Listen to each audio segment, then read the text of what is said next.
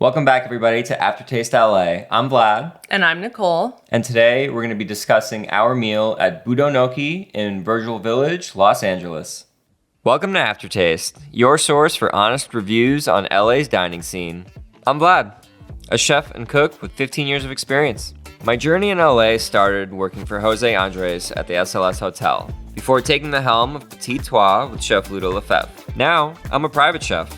I love seeking out new dining experiences, especially with my partner Nicole, who loves to eat and cook as much as I do.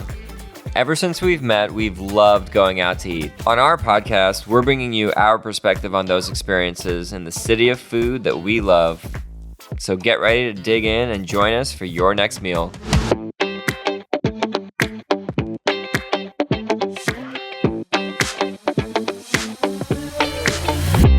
All right, so Budonoki recently came back across my desk, so to speak. Alton Brown recently called them out as one of his favorite places to eat in Los Angeles. It was That's high praise. Yes, and Alton Brown eggnog recipe, my favorite. I can't wait. That's going to be so good. It takes like a month. Or two. Well worth the wait. Or a year. It only gets better with time. We'll put the link in the episode notes.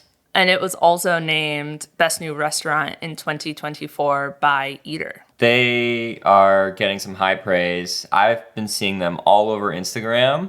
They're doing a lot of collabs with other restaurants. You know, this is a chef's restaurant. It's kind of a industry favorite, becoming an industry favorite. And when I say industry favorite, I mean the service industry, not the movie industry. Although I feel like movie industry people would also really love it. Yeah, actually, really well designed. Has that kind of production design feel to it. Yeah, super cool. Super kind of futuristic and cyberpunk-like place. Really cool concept. Izakaya. Which, for those of you who don't know what an izakaya is, it's a Japanese bar, tavern that is made for drinking and having snacks. Not unlike a Spanish tapas bar or, you know, the best version of a gastropub. You know, you go there to drink, first and foremost, and enjoy your drinks with delicious bites that keep you wanting to drink more. You know, I think one of the, misconceptions is that we always go to these fine dining places, but I think a place like Budonoki is something we seek out even more, like a fun, casual, date night out type place where we're not going to spend as much as like a really fine dining restaurant, but we're going to have a really great time. It's going to be fun. We're going to have a lot of really cool little bites and snacks and things to share and laughs to have. We like to eat at all sorts of places. Yeah. As long as they have really good food, that's all we're searching for. I think we're searching for more than that. Okay, that's a good starting place, though. Absolutely. I think we're searching for new experiences and places that really pique our interest. You know, we walk inside and you're like, whoa, this place is cool. You look at the art on the walls and these like cool little lamps. It was cool. It felt unique. There's not a lot of places like this in LA. You know, aesthetically and the type of food they're serving. There's plenty of other izakayas in LA. Japanese food is not really at a shortage here.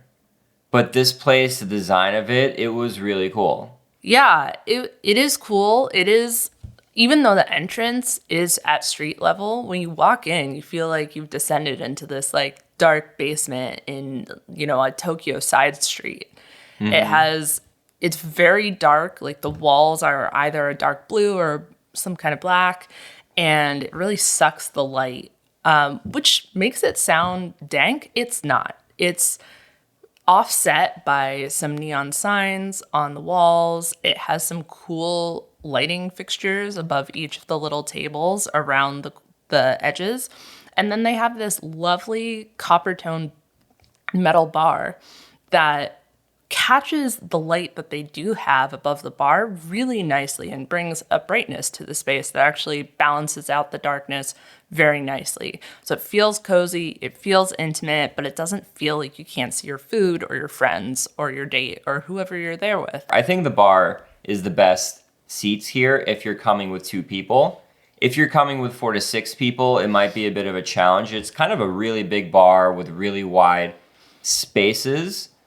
So it might be tough to share if you're with 4 or 6 people. But I did see a few larger tables kind of towards the front, and they do have an outdoor patio that they said was open on Thursday and Friday nights. So they try to make it kind of this clubby environment. The music also really awesome, upbeat, cool playlist, but it never felt like too in-your-face EDM like, like it was just really, really nice, balanced playlist. I felt like, we were in a little bit of a party, which I think that's what they're going for. They want it to feel like this little party environment where you're there to drink and eat and have a good time. One other thing I really liked was they had all this video game art on the wall, like Mario and Pokemon. That was really cool. It was kind of like the nerdy stuff that we love or that I love. I'm definitely a video game nerd. So it was just cool to see that kind of stuff on the walls. It didn't just have like your kind of generic restaurant decor. It was fun. I loved the neon signs of all the Japanese beer. Sometimes neon can be a bit tacky. Nothing in here felt tacky. Yeah, I think there were a lot of cool little design aspects that kind of just brought the whole thing together. Talking about sitting at the bar, what did you think, like first impressions with our server? Well, first let me talk about the act of sitting down at the bar. Mm-hmm. This is one of the few places that kind of just irked me a little bit for ease of use. Mm-hmm. Unfortunately, there were 2 hooks around our seats. One was broken off, and the other one was bent, so it was barely usable. Mm-hmm. I just need to put a little heftier hooks down there to make it easier. Also, I found the chairs very difficult to get in and out of. They have arms, so being next to each other it's kind of tight. Yeah. Because the arms are almost basically touching between one seat to another. The bar chairs. The bar chairs, yeah. Yeah. And there was no, how they have that bar sometimes at the bottom of the counter? Oh, like to rest your feet. To rest your feet, but also for someone who's kind of, I'm not short, but I'm not tall. Right. It helps to push in your chair. Yeah. So it was kind of an awkward, rocking motion to get up to the bar. Even, scooting myself in, I was kind of hopping along, trying to get closer. Yeah. Yeah, and, it was funny you mentioned that hook thing, because I just saw the, funniest TikTok where this guy is calling and making reservations, and he's like, you got the hooks underneath the bar? And they're like, no. I was like, okay, I'm going to need to cancel that. My girl won't go to a place without hooks. No, the hooks are essential. Okay, never contact me again. Oh, man. The hooks are essential. You got to have the hooks. So I actually assisted you. The hook was a little bit bent from the weight. So I kind of helped it along because it wasn't doing a good job of holding your bag. But it ended up holding it fine. We did tell them about the broken hook. They might not have known. So that's the other thing. If you notice something that's broken or off in a restaurant, always mention it. They might not know. It may have just happened the guest before you. Even if they've been told 10 or 12 times, it's just a good thing. Let them know. They want to fix these things. They don't want broken hooks. They're probably easy to replace. You just go to the hardware store. Any good place that cares about service at all is not going to be upset with you for bringing something like this to their attention. And it's about how you bring it up. It happens. Stuff breaks. Yeah. You can't predict it, and, it just happens, so let them know. Right. Same with a bathroom. If they're out of toilet paper or something like this, that could have just happened before you. They're not in the bathroom every 5 minutes. So these things are okay to point out. They're not gonna look down on you as a diner or do anything to your food or give you bad service. Restaurants don't do that. So yeah, I'll always mention stuff like that. I think it really, really, see something, say something, right? We're a society. Let's help each other out. So Budonoki is beer and wine only. I believe the license is called 41. They can't sell liquor. So they do have cocktails, but all the cocktails are with soju or beer, wine, that kind of thing. Vermouths. Yeah. And I thought it was a really cool cocktail menu. What did you think? You're the cocktail expert in this household. I thought it was incredibly creative. I had to look up a few of these ingredients myself because I wasn't familiar with them. But having done so, I'm even more excited. I was excited to see this menu, and now looking back on really how creative they've been, I really, really appreciate it. Because they're really maxing out their potential here. I didn't miss the liquor at all. No. It was great. You can have 3 of these, and, you know, it would be almost the equivalent amount of alcohol that one gin martini might have. Right. So you get to try more stuff. It's more about flavor than it is about getting drunk, though if that's your goal, you can reach it. Oh, absolutely. I mean, look, sake, you can get pretty lit up drinking a bunch of sake. And sake, I think, is at the forefront of the drinks here. The sake gets, 2 full pages. They have it broken out into these 4 sections based on flavor profile. I think it was really nice and succinct and, get kind of a little bit of something for everybody. They also have that frozen cocktail. I think a frozen cocktail in LA is starting to appear more on menus, and I'm all about it. I think it's great in the summertime. It's great on the patio. Absolutely. And then the other thing about the sake, they have it by the glass, by the carafe, and by the bottle, which is great because I think a lot of times you end up making a sake choice based just on a verbal or a written description. Because they have them open already, you're actually able to try them, which is something that we did, and that was fantastic. It was great. They were treating it like a wine program. We're like, you might not know exactly what you like. I think a lot of people are more educated about wine than they are about sake variants. We certainly are in that category. So it was great to be able to make some decisions and taste a few before, really committing to a full carafe or a bottle. I want to talk about the first thing that I ordered, which was the Awa Cap Course Blanc Quinquina, it's a fortified wine from Corsica, similar to like a Lillet Blanc. Quinquina is the actual type of wine in question. I think that they use grapefruit to make it, or quinine. Quinine, yeah. Similar ingredient that you're going to find in tonic. This also had some dry vermouth, some cherry blossom bitters, and tonic. And it was a really great way to start the meal. It reminded me a lot of the vermouth that we had at Alto. It was slightly sweet, bitter, floral, and I love that they add the tonic water in this because it gives it a little bit of fizz. So it was just so refreshing and so bright, and I thought it was a great thing to be drinking alongside some of the first snacks that we had.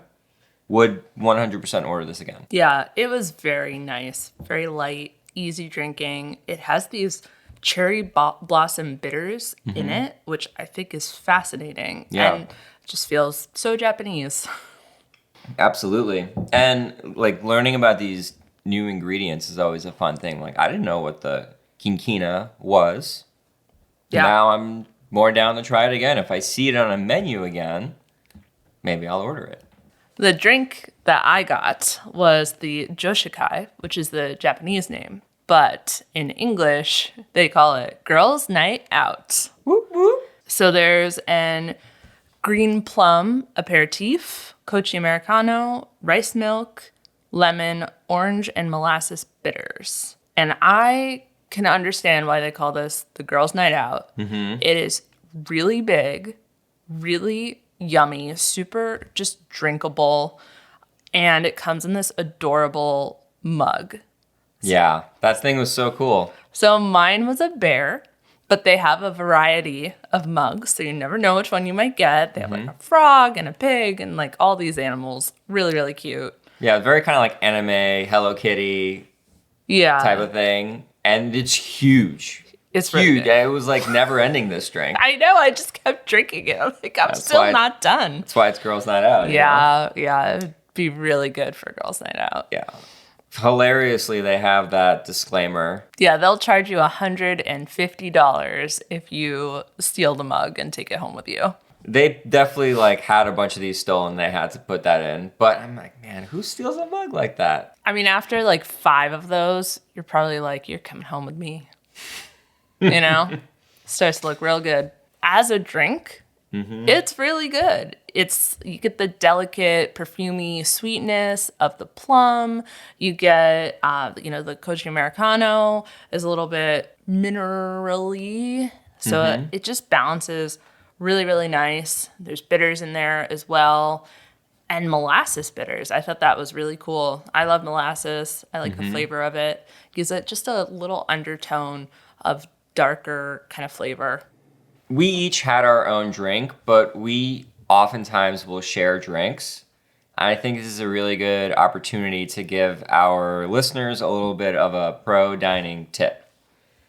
Don't be afraid to share drinks with the people that you're dining with, like your partner. I'm not telling you to like share drinks with all your coworkers or anything like that, but if you're out on a date night, order 2 drinks and share both drinks the way you would any kind of food or dish. You just get to try more stuff. Yeah, it's also a great way to have more drinks, but keep your overall alcohol level a little bit lower. You know, if you're driving, or honestly, we should all be watching our alcohol intake. So, Sure. You still get to enjoy it, but it's not quite as hefty a pour as you would get if you got a whole order yourself. So one of the specials for the night, they had a little specials card with 2 food items and a Soju Highball. They also offered a combo where you can order the Highball and the dish together, which is what we did. So the Highball was just a third drink that we had to share. They asked us if we wanted it after we had finished our first drinks, and we were like, nah, just give us all of the stuff. Well, I was like, clearly you made this combo for a reason. So Yeah, I want to enjoy the drink that you said we should enjoy with this dish. Yeah, this was very classic Soju Highball. It's just, soda water and soju, tall glass, lots of ice, mostly soda. And I would say if you're like a vodka soda drinker or a tequila soda drinker and like that's your thing, this is perfect for you in a place that doesn't have liquor. It felt kind of like that version of it, but with soju. It was, slightly bitter, slightly like the aromas were there, but you were kind of drinking like a boozy soda water. And it was very refreshing. Yeah. Some alcoholic drinks can feel like it's going to dehydrate you right away.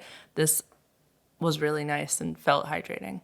For sure. And it paired well with the food item that it was suggested with. We're going to talk about that in a little bit. So for our last drink, we split a glass of sake, which was the Winter Blossom Daimyo, which was from the dry and clean section. They have 5 sections as well as a reserve section. The others are soft and balanced, fresh and fruity, crisp and flavorful, and rich and full.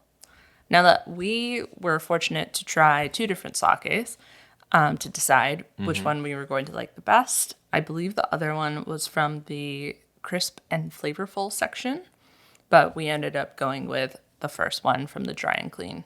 Yeah, we're both more like dry wine and dry sake, I think, is more to our palate. It was nice that they had those open bottles. I misspoke earlier. I think I said 4 sections, but it is 5 sections. And they have some reserve sake bottles, which are a little bit more on the higher price point, which we did not have. As Sal has elected to join the pod once again, everyone say hi to Sal. Sal, the listeners hopefully adore you. The sake was great. It was exactly the kind of sake that I like. They served it just in a glass, really chilled. It was clean and refreshing and aromatic. Between the 2 sakes, what made me decide on this one was that it was a little bit less sweet, it was a little drier, and just a little bit cleaner in flavor. It was lighter on the palate. The other one felt a little bit more buttery and heavier and coated your mouth a little bit more, and I just needed something a little bit less rich for the things that were coming, because we ordered a dish that was quite rich, so I was thinking I needed something really dry and maybe even a little tart to cut through that. Yeah, yeah. Something I really like about sake is it can have, and this one particularly had some kind of greener kind of tasting notes, like green apple or even the green plum, like I had in my cocktail. But sake has this aspect where it has that flavor without becoming really sour. It's more of the greenness that you taste rather than the sour. I mean, it had a little bit of acid, but mostly The botanicals, you yeah, know? Yeah. yeah, and it really gets into the senses, like into your nasal cavities, you know. Yeah. It's such a cleaner flavor compared to wine. You know, wine is a lot more intense. Sake is subtle, Yeah. you know, and it just skates on the surface. Yeah, I agree. And I think Winter Blossom, the moniker that they gave it themselves, super accurate. Yeah. You know, I think of a blossom gently falling on the wind, which is what it feels like on your tongue. So, on to the food. The food here is broken down into a couple of sections. There's some snacks, some kind of larger entrees, and then the pressed sushi, which is one of the things that they're known for. And dessert, they have soft serve. It's mostly snacks. The price point is kind of in the mid-teens, and it's all stuff that's made to share. You know, it's kind of tapas sized stuff. And I would say 3 things per person is around where you want to be at if you want to feel full. 3 to 4 things per person if you want to feel full. And then if you just want a good snack or two, 1 to 2 things I think is great. There are not a whole lot of vegetables on this menu. However, if you're seeking that, you can find it. There's a salad, there's a sweet potato. It's just mostly like snackable stuff. You know, hand rolls, wings. They had a curry pan, which is kind of like an empanada. They have some yakisoba on the menu. They have 2 different pressed sushis, so it's not going to be like a big sushi menu, but there's kind of a fun array of things to have. Just remember that the more people you come with, the more stuff you can try. Yes, absolutely. I think you can eat with 4 people, you can easily try most of the menu. Yeah. And be quite happy. Everything here is really made to share. There may be 1 or 2 things that aren't as shareable, but for the most part, everything here is going to be in these like small little bites, 4 to 6 bites that are easily shareable. So it was really awesome to try an array of stuff. The first thing that we had, which was recommended to us, was the spicy tuna hand roll, which was chopped tuna, spicy mayo, chili crisp, and it's kind of a build your own situation. You get this bowl of chopped tuna mix with rice underneath and these crispies on top, which is what they called chili crisp, but really it was kind of more like the tempura crispies you might see on a spicy tuna roll sometimes. And then you get this nice canal of wasabi and some nori sheets. So you kind of spoon a little bit and make your own little hand roll, and it's kind of an interactive make your own situation. Really, really great way to start. Really paired well with the first drinks that we had. It was spicy and the rice was cooked really, really perfectly. I loved those crispies. The wasabi was clean and fresh and spicy, and it didn't taste like that wasabi paste that you normally get it with a cheap sushi spot. You mean the fake wasabi? Right. This tasted real. This tasted good. Yeah, it was a little messy to eat, but it was delicious. I would order this every time, and it's great to share. Yeah, sometimes I'm a little skeptical of a deconstructed, which was kind of how it was presented to us, as a deconstructed hand roll, and that word makes me shy away a little bit. However, it was a great choice for this because I like a high fish to rice ratio. And since I was making my own, it was easy to make it exactly like I liked it. Yeah, I agree with that. And I also, I thought I was going to need soy sauce with this, and they didn't give you any soy sauce with it, and you don't need it. I did not miss it. I didn't think that the flavors were at a point where it really needed any more salinity or enhancement. Usually, that's not the case, but they did a good job of making me not want the soy sauce. And I'm kind of a soy sauce addict. When I get sushi, I'm always a little bit more aggressive than I should be. Well, with my soy sauce. You love salt. That's true. As most chefs do. We're salt fiends. Yes. So, yeah, I try to tone down my salt at home because not all of us are in that boat. Next, we had the negima, which is Jidori chicken oyster, Tokyo negi, and galangal sauce. And Tokyo negi is kind of a larger green onion kind of vegetable. Think in between a scallion and a leek. Yeah. Just if you're thinking about the size and the thickness of this, that's kind of where it's at. Yeah, this dish kind of blew my mind. The chicken oysters, I mean, always the favorite cut, most tender part of a chicken. They were so tender and nicely grilled, had some good umami on there. Same with the onion. It became sweet because of the heat, but you also had the char, really good flavors. And then I think the crowning achievement of this dish is the galangal sauce, which the chef let us know that it was his mother's recipe. And man, I would absolutely buy this sauce if they bottled it. I would buy it by the case. I would put it on everything. It was so flavorful. It was a little spicy, definitely a lot of umami. Really, really nicely balanced, and together with the skewer, with the chicken, and with the onion. So good. This the chef himself was working the expo line and he was running dishes, so he put this in front of us and he's like, yeah, the chicken and the negi are great, but what's really great is this sauce. It's my mom's recipe. Like, he made this dish just so that he can put this sauce on something.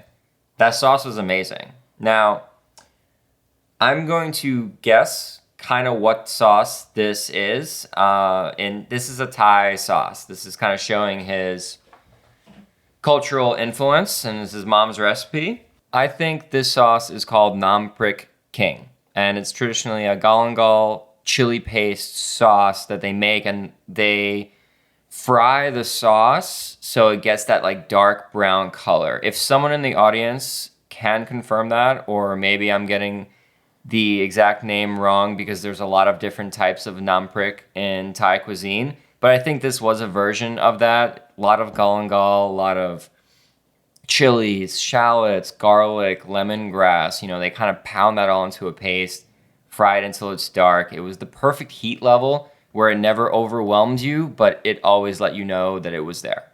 Yes. So bravo, chef. That was delicious. Hands down, you got to order this when you come. It is a great bite, and you get 2 skewers per order. So if you're with a group of 4, definitely order 2. And also bravo to chef's mom. Yeah. Shout out to all those moms giving all these chefs these recipes. These moms really should get more credit for some of this stuff. Some of the best stuff that I've made for you, that's mom or dad's recipe. Yeah. 100%. Or grandma. Yeah. Okay. Don't want to leave out any of the grandmas and grandpas out there that are awesome cooks too. Yeah. That's really what all good cooking's about, right? It's passing down these traditions and these flavors and recipes. But at the end of the day, if I asked him for the recipe, what's in it, it doesn't really matter if I know what's in it. The secret ingredient here is practice. And I'm never going to get this right compared to how Chef made it, because he watched his mom make it for years. Yeah. And she makes it better than him, 100%. I would believe that.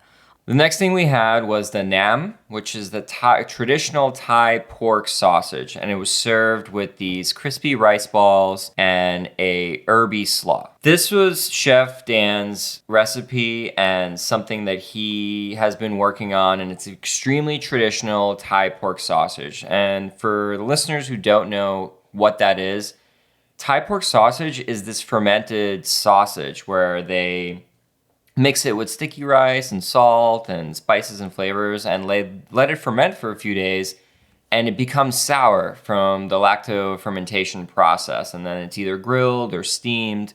In this case, they looked like they were steamed and then sliced into little squares. It kind of looks almost like Spam, right? But it doesn't taste like Spam at all. It was delicious. The rice balls themselves, the inside had a lot of kaffir lime and curry spice notes to it, like really, really fragrant. The rice balls themselves were really, really crispy, and the herb slaw was a really nice, crunchy bite, really, really gingery and punchy. Everything about this was extremely flavorful. What I find surprising about this sausage is how light it feels. You know, you think of like a German sausage or something like that. It's very strong, very meaty. This one feels so light, like in texture and in weight. And I don't know if that's the fermentation process or maybe the steaming, Yeah. but it's so light on the tongue. And we were instructed to eat it along with the rice ball, kind of pull the rice ball apart and make a little sandwich with the sausage and with the slaw, and then like put it all together and eat it like a burger almost. And it's really smart because the texture of the sausage is so light. The rice balls are quite a bit more heavy. And then you have the slaw to kind of bring it all together. You have the sour notes in the slaw. You have the sour notes in the sausage, but then also the slaw is very flavorful, has a little bit of umami, I think, and then a lot of ginger, which I absolutely loved. I thought it was a really, tangy, sweet kind of accompaniment it was really nice. Yeah, really, really good snack to have with drinks. I thought it paired really, really well with the drinks. He loves this recipe, loves making it, and it's their signature thing that they're known for. Every table was ordering it. It's what's recommended. So I think if you're coming to Budonoki, you got to experience this because this is a really, really good version of a traditional Thai pork sausage. Next, we had the fried yellowtail ribs, which were part of that combo special that came with the highball. And they came with curry salt, pickles, and lemon. I thought these were really fun to eat. They really felt like a bar food between them being fried, but also, you pick them up and you get in there. And you don't get messy because it's not a saucy thing, but it has this lovely curry salt on it. And honestly, I loved it. And if I was making these at home for myself, like to my taste, I would just douse it. I thought it was so good, so tasty. I just wanted more and more and more. And the lemon that they serve with it, absolutely essential. I mean, fish and lemon, classic combo. There's a reason it's done like that. And with the fry as well, kind of lightened and brightened it up. So that was really good. Now, Chef, I would like you to tell us about what part of this fish it actually is and why they might be making this dish as a special. I think this is super smart of them to do as a special, and I'm seeing it a little bit more in restaurants where you're trying to use the whole animal. This is very, indicative of this kind of food and cooking. In Japan, when you go to a sushi restaurant, you order the sashimi, you also might get the body of the fish, like deep fried and crispy, the bones. Like you don't realize that you can eat all that stuff. There's a lot of really good stuff in the in-betweens. So they have a yellowtail crudo on the special menu too. They get a whole fish. Once you fillet a fish, you have the head, you have the tail, you have the spine, and all these rib bones are left over. So being able to utilize that meat that's in between the ribs, it's a delicious part of the animal that most people are throwing away. And in 2025, restaurants, the way food prices are with inflation and tariffs and whatever else, finding inventive ways to lower your COGS, lower your cost of goods, make your food costs a little bit more palatable on a monthly basis is crucial. And they did a really good job here of doing that. I think some people might be a bit, I don't want to say squeamish because it's not necessarily a squeamish thing, but like eating off a rib, it's a little bit more, you can kind of poke yourself in the mouth with one of these.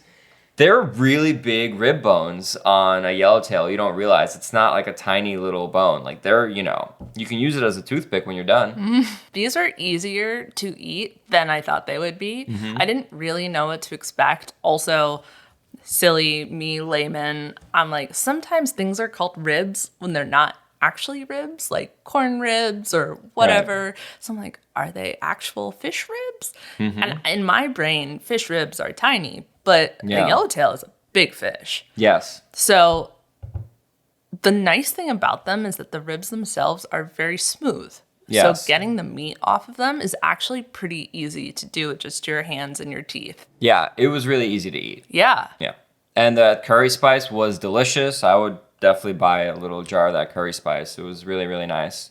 I would, like a little mayo or some sort of dip here. We had a dip on another dish. We're like, oh, that would have been really good on the curry ribs. I also liked the pickles that came with the ribs, or these like kind of traditional Japanese jarred pickle product that are kind of neon unnatural red color that's mostly like daikon and celery and eggplant.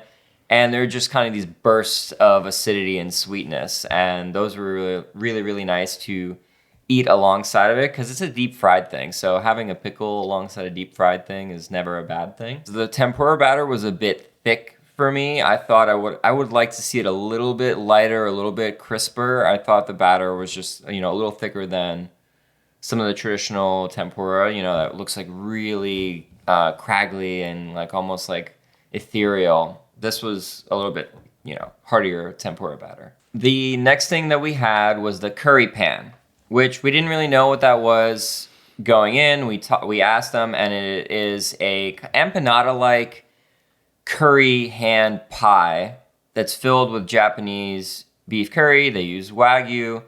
They use Japanese curry spice. And the dough is very puff pastry-like, but just incredibly flaky. So, small history lesson on Japanese curry. It hasn't really been around in Japanese cooking for all that long. They got introduced to curry in the 1800s by way of British colonialism in England, so it's going to have a little bit of an Indian influence, a lot of turmeric, a lot of coriander, cumin, fenugreek, cinnamon, a lot of spices that you would normally see in that, but the way they prepare it is their own thing. A lot of carrots and onion and potato is really traditional in a Japanese curry, and they'll add things like soy sauce and tomato paste to kind of add umami and that Japanese influence to the curry itself. So this curry felt pretty traditional flavor-wise, and everything was really diced up small, and everything was really tender. It was a really, really nice empanada type thing. And the cheese pull was epic. Yeah, the cheese was an interesting addition. I have not had Japanese curry before with cheese on it or in it. It was really good. It totally worked. And in this little hand pie empanada version especially, I was really excited to see this on the menu because I love Japanese curry. And it is not the most common dish we see here in Los Angeles. I can think of only a couple other places that even do it.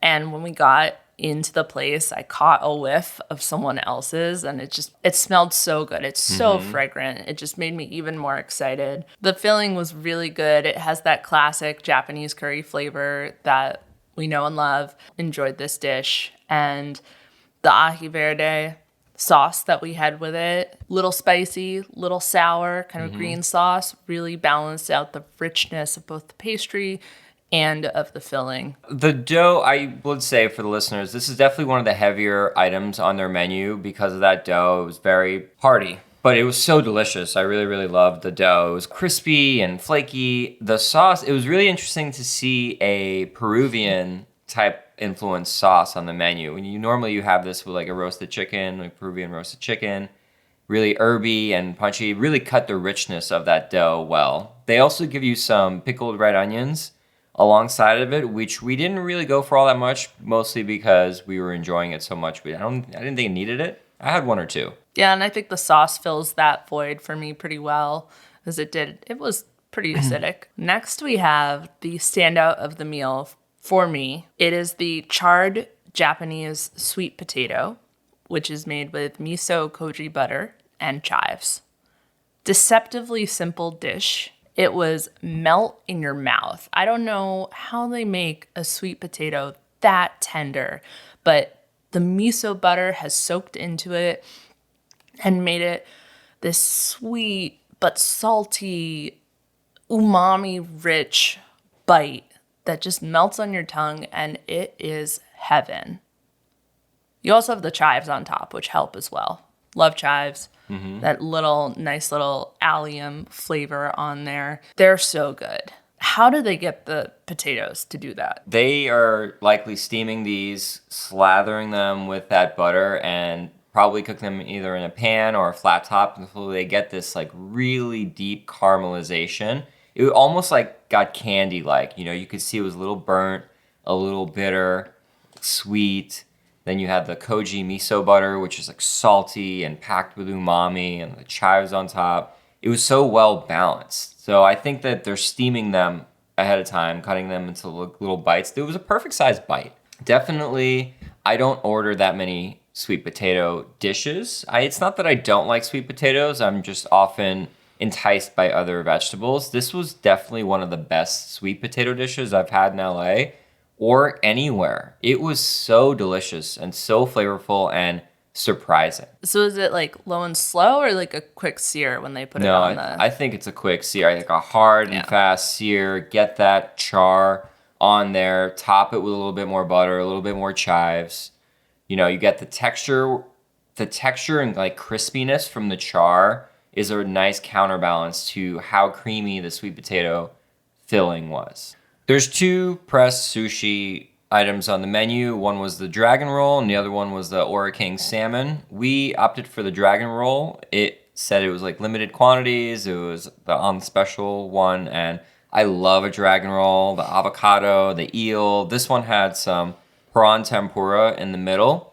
And just to give the listeners a little bit of a picture of what pressed sushi is, it's a specific style of sushi that's becoming more popular, where they have rice on the bottom and then they put a filling, rice on top, and then they press it into a rectangle or a box. Well, they probably press it into a big like rectangular box and cut it into sushi-sized bites, and then they're topping it with the fish and, in our case, a little bit of avocado mousse.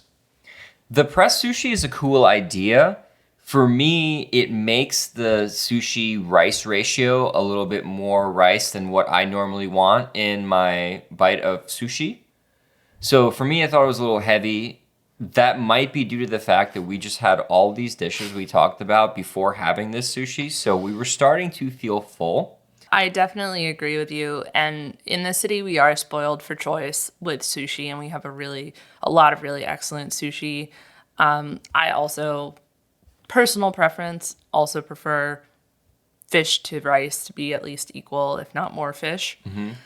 However, that said, this rice was really nice. I thought it had good texture, good flavor. Yeah, the flavors were all there. It felt like a dragon roll. They had to account for this avocado situation because they couldn't drape it over like you normally would with a dragon roll, so they made it into an avocado mousse. I thought that was a really, really nice touch.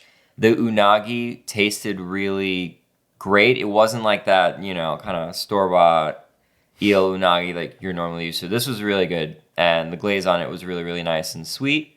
The prawn tempura was also nice. I felt like the tempura on the prawn was lighter than the tempura from the Yellowtail ribs. It wasn't a little crispier. Yeah. So, which was surprising because it's pressed in between, this wet sushi rice. But, it was good. I think next time maybe the Ora salmon one that was raw fish would be a little bit lighter because this had the tempura in it. It felt a little bit heavier and more substantial. So that might have been our error in ordering that we are going to learn from next time. I think of the 2 choices, if you want something a little bit lighter, get the king salmon one, which I'm sure is delicious. Ora king salmon is like the best salmon ever. It has ruined me for other salmon. I don't really enjoy other salmon now that I've had Ora king salmon. If you see it on the menu, order it. So the last savory dish that we had incorporated a double pun into its name, which I love as both a food pun and a pun on the restaurant name. Is called the Budonoki, as in gnocchi. Though this one is made with rice cakes instead of a traditional potato gnocchi. Black truffle, shimeji mushroom, and Parmesan. So basically these rice cakes were tteokbokki, like Korean rice cakes, which I do really love. They were covered in this black truffle sauce with the mushrooms and the Parmesan. This dish was not my favorite of the night. I felt that the sauce was just a little bit bland. Yeah, it wasn't my favorite of the night either. I think partially because we had already eaten a lot of bites. We ordered pretty well, and it felt really, really heavy. But the other thing about it was it is not as shareable as some of the other stuff. It didn't really feel like that snacks, and it wasn't from the snacks section. So it was definitely more of an entree for you type thing. It was really, really rich, really, really heavy. It had that parm sauce on the top. It had like the black truffle sauce on the bottom. The rice cakes themselves I thought were really, really great. I think they were kind of like pan fried with the mushrooms. So they had some like crispy edges on it. It was a really, really awesome texture. But it was definitely a lot less balanced than some of the other dishes. It was very like rich and texture and salty, but it didn't have some of the depth of flavor that the other things we had in the night were. I think if you're coming here and you're looking for more of an entree type of experience, you can, get this and get like a steak. The flavors were good. The texture was good. It was prepared really, really well. It looked really, really pretty and inviting, but I'd rather just have some more of those snack bites instead. On to dessert. Often my favorite part of the meal. Yeah, what did you think? I think it's really smart how they do desserts. They have 2 soft serves. The ones we had on our menu were a milk tea soft serve and a sweet cream and sour cherry soft serve.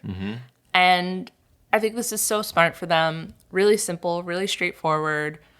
Easy for them to dole out and prepare. It just really keeps things moving very nicely. And it's a great ending to a dinner, kind of clears your palate for the rest of the night. Yeah, really light. Yeah, really light. Now, the one thing I do want to mention, these are really big. It's a lot of soft serve. You get a big cup. You can definitely split it between 2 people, and I would encourage you to do so. If you want your own, no shade at all. We had our own. Yeah, we ordered both. It was hard to finish. We did not finish either ice cream. Well, not after this meal. No. The spoon that they give you with this soft serve is epic. It's a shovel. This is a great thing. I think I don't know what it is about American culture, but our spoon game is just embarrassing compared to Japanese and Asian culture. Like, they are giving you the spoon you need for the job you have. We use the same spoon for every job, and it's a broken system. I want us to have more spoons in America that are for the job. The soup spoons you get when you get miso or ramen, those are perfect for soup. We're using these flat spoons. Like, what are we doing? That's my piece on spoons. We're really not too much of a soup culture. We need better spoons. This is my public service announcement to all my listeners. Go buy yourself the right spoon for the right job. When you're eating soft serve, don't use a wooden stick. Give me a shovel. You want to be shoveling that into your mouth. That being said, these soft serves were great. The sour cherry one was great. It had this sour cherry jam sauce with big chunks of sour cherries in it. It was sweet and tart. It reminded me of my childhood, being Eastern European. I have sour cherries on my arm. And yeah, really, really great way to end the meal. I thought the milk tea one was also good, but the sour cherry one was the one for me. Yeah, we had different favorites, which honestly we could have seen coming a mile away. That's why we ordered both. Yeah.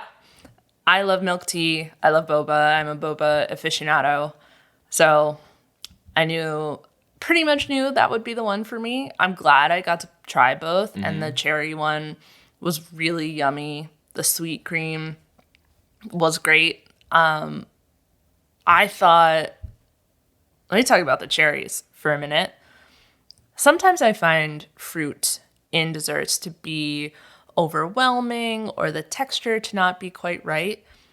These were great. They were not overpoweringly sweet or sour, and they had a nice chew to them, almost reminding me of QQ, if you're familiar with that. I am not. So QQ texture is common.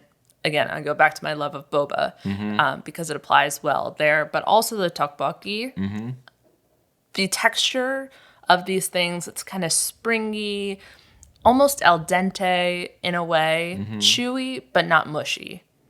Chewy and jelly and those kinds of textures are really, really prevalent in that part of the world. And Western culture isn't really as, big of a fan of those textures, I would say. I think we're also not good at making them taste good. Yeah, luckily in Los Angeles, there's so many places where you can kind of have the best version of these desserts. So we had something similar at Razaruma, where you have these kind of like jelly-like textures thrown into the dessert. Just to be clear, jelly is very different from QQ. Okay, so it's not like jelly. It's not like jelly. It's more like a gnocchi. Or more like these rice cakes. Like the rice cakes, got it. Or you want a boba pearl to have a really nice QQ. So sometimes a boba pearl will be too hard and you can kind of bite through it. You don't want that. You want a pearl that you can kind of chew around a bit. Okay. Before you swallow it. The thing about QQ is it is not easily translatable to English. Yeah. We don't really have an equivalent word, which is why we've stolen this description from other languages. And like you said, we don't really have it in our culture. So that's a reason why. And to learn what QQ is, the reason I learned what it was, during the pandemic, I was bored. I tried every single boba shop within like a 20-mile radius of where I live. And that's how I kind of figured out what that in-between texture is. That is QQ. Okay. I want to see the Boba LA tier list. I know, but I have to redo it because it's been a few years. Yeah. Okay. I think the people want to know. Okay. Sounds good. The milk tea soft serve was really nice. I personally like mine a little bit stronger, just a little bit more of tea flavor in it. But that is totally personal preference, and this was very, very enjoyable. Yeah, I thought it was really nice. You could taste the tea, and it really tasted like what it was advertised to be. And I liked the sour cherry one more, but I could easily eat a whole one of these milk tea things. It's not a knock, it's just a personal preference. So either one of these soft serves, you can't go wrong. I think it's a very smart thing to have on this menu.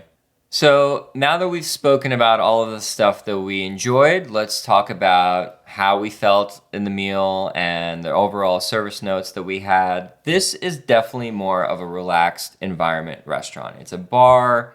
The service is lax. It wasn't, like a fine dining experience, and it doesn't need to be, and it's not what you should expect it to be. There were a couple of things that they did miss on, like they didn't change our share plates throughout the meal. We kind of were using the same ones the whole time. I would have liked some new ones. We could have asked, and I think we probably should have asked, but we just, weren't that upset about it, but it would have been nice to see. Food was coming out so quickly Yeah. that I felt like I was always using it, but it would have been nice for it to be offered. For sure. Like that's why it was for me an oversight. Like the thought did cross my mind to ask for them, but then I was like, food. Yeah, and there's a lot of stuff you're eating with your hands. And the crumbs from the tuna was kind of on our table for a while before anyone eventually cleaned it up. So there's just like a couple of little really nitpicky details. Like we weren't upset about any of this. It didn't really alter our experience, but it is an easy thing for them to probably be able to clean up in the future. I thought, like you mentioned, the pacing was really, really quick in the beginning. Like they kind of crushed us with like 3 or 4 things at once. They did slow it down in the end. They didn't give us everything as ready. Like some restaurants are just like send everything as ready and you end up with like 5 or 6 things on your table and you're not really ready to eat it all at once. We never had more than 3 things in front of us, really, maybe 4, and I thought that I was a little worried at first. I thought everything was going to come out at once and we were going to be overwhelmed. And I never really felt that way. Yeah. For those first small bites, I think that's allowable because you're picking here and there. You can take a rib and you can take, one hand roll and roll it up and go back and forth. So that was okay. I thought everyone was really helpful and personable, great to talk to, and just they looked like they were having a good time and they liked working there. Yeah, the energy of the staff was very nice. Yeah. Our bartender server was extremely knowledgeable. He gave great advice and suggestions and just, good dude.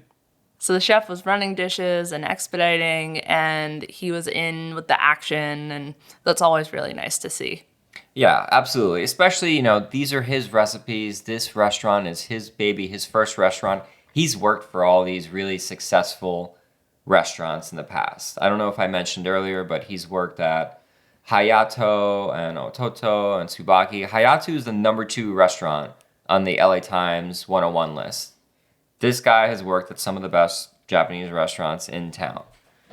So this is his baby. He's there at the helm. He is looking at all the dishes coming out of the kitchen, inspecting them, making sure that they are to his liking and how he wants them to be served. He's finishing and garnishing. That's always a really, really good sign.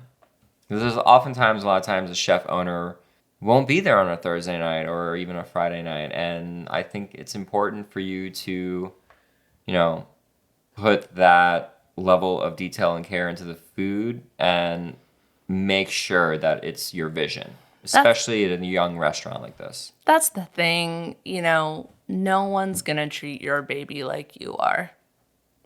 That's right. Yeah. And that goes for life and restaurants. And it sends a signal to the staff. Like, I care. I'm going to be here. I'm, going to work as hard as each and every one of you to put out this awesome food and drink that we're serving here. It's a testament to the confidence that he has in his place. Like, he wants to be here. He wants to see people's faces enjoying what he's made. I think we are being a little bit nitpicky with the changing of the plates and the crumbs. I do expect that, but I can't knock it all that much given the environment. Like, did it bother us? Not really. Did it really affect our overall dining experience here? I would say no. It's still something, our job here, right, is to observe the things that we see and point it out to the listeners and let them kind of determine whether that's something that's going to affect their meal. So I think it's smart for us to point it out, but I'm not upset about it. And I don't want it to come off that, like, we're really knocking this place. Like, it was a really great meal, a really good time. We had a lot of laughs and fun. It was just a fun dinner, a really great place. I can't wait to go back. I thought it was just a really good time. That's a good way to put it. Super fun, from the mugs to the decor. Yeah. So, would you like to present our verdict? Yes. So, for Budonoki, we are giving it 3 taste buds. This is definitely a place where you should make the trek if you live on the west side or in the valley. You've never really been to Virgil Village. For those of you who don't know where Virgil Village is, it's kind of edge of Silver Lake, creeping into East Hollywood, that kind of area where you would see Found Oyster and Safi's, that neighborhood. Yeah. This is a really great neighborhood spot and a really cool time. I think that it is absolutely worth the trek. If you live in LA and you want to drive 45 minutes, you're not going to be upset at the meal that you have here. I think the cultural diaspora of LA is really well represented here, and it's like, it truly feels like an LA restaurant. But I also think this restaurant would crush in New York or any city. It just has a really cool vibe that is unique. All right. That's all for this week. Thank you for joining us. Is there a restaurant that you would like us to cover? Let us know in the comments. Have a good one. Bye-bye.